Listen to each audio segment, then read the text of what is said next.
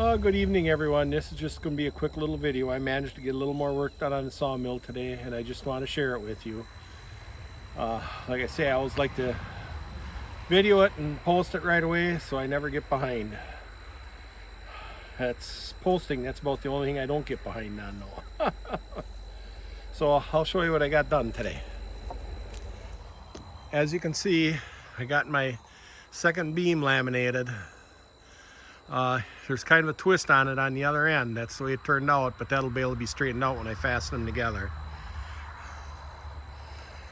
So the next step is going to be to move those I-beams so they're 3 feet outside to outside, and then stand those beams up out, on top of them, and then make the end pieces to fasten the ends. So that'll be the next step.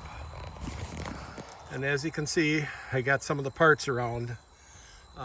That's the reversing drive mechanism for the carriage. That'll hang under the center of it.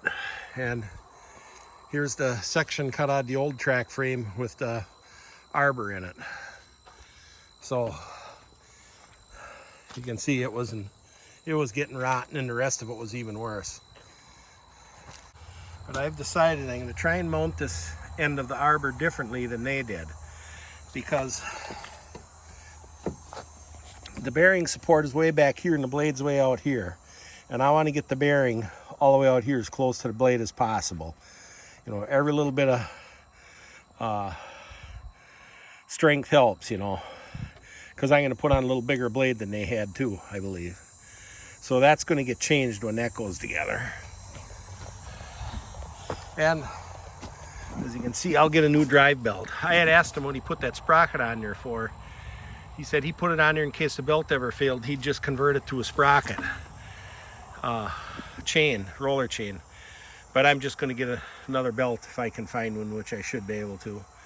It's just a standard V belt, and run it with a belt like it was. So I'm going to start taking this apart. I'm not going to work on the beams tonight anymore. I'm just going to do a little bit of starting to disassemble this Arbor assembly. Oh, should I call it a mandrel? I was reading online today that it's an Arbor if it doesn't have the blade collars on it. And once it's got the blade collars on it, then it's called a mandrel. That's what one person said. And like I say, this was a Arbor he had made because the original one, the local machine shop wouldn't put splines on the end of it for him for PTO, so he had to make a whole new Arbor shaft. And actually he made new collars and everything for holding the blade. And nice self-lining ball bearings. So I got to get this frame together and get that mounted in it.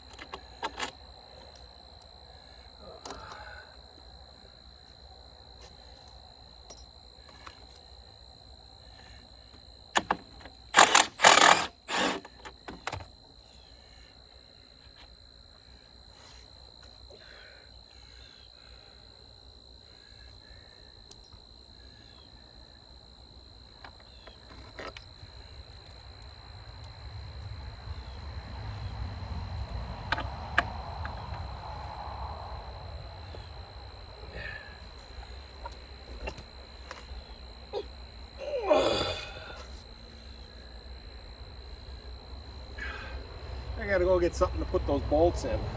Nuts and bolts.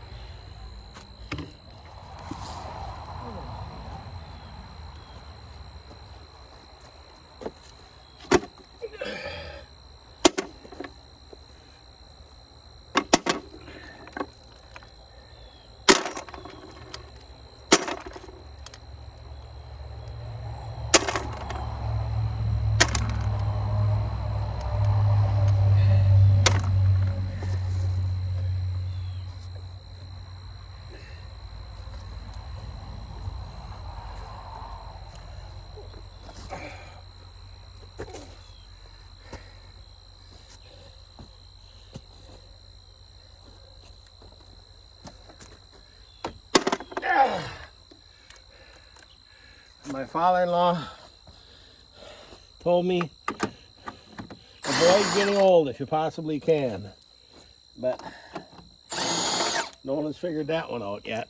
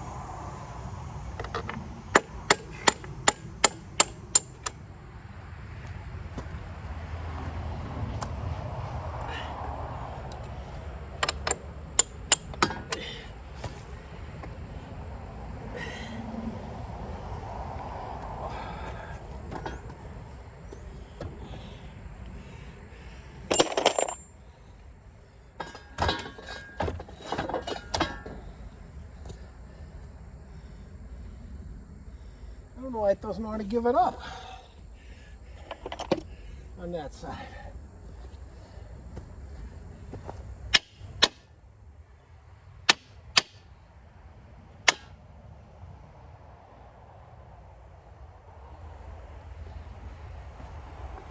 Oh, there it goes.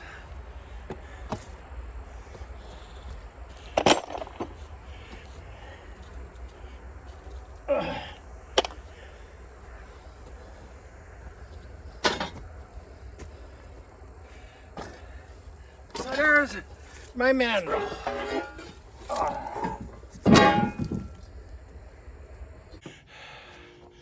And see, they're self-lining ball bearings. The bearing can rotate any direction inside the cast housing. So this end, I want to mount very, very solid. I mean, I want to mount both ends very solid, but this end will be non-adjustable. And this end will be adjustable, so I can go forward or aft or up or down to square the blade up with the mill. At least that's my plan. So now I can get the belt off to go get a new belt. And that's going to be it for this evening. Hope you're enjoying it. Thanks again for watching.